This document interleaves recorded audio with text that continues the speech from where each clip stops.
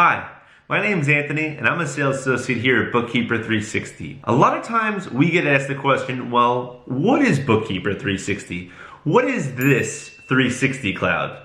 Well, today I'm here to tell you all about what Bookkeeper360 is. Bookkeeper360 is an all-in-one bookkeeping and accounting solution for startups and small businesses. We are a complete one-stop shop when it comes to your small business and accounting needs. Bookkeeper360 can handle everything from bookkeeping to taxes to payroll and HR to back office type functions like handling your accounts payable or receivables, managing your inventory, even providing with fractional CFO services with CFO level advisory. The greatest part about Bookkeeper360 is that we are 100% US based. We do absolutely no overseas fulfillment.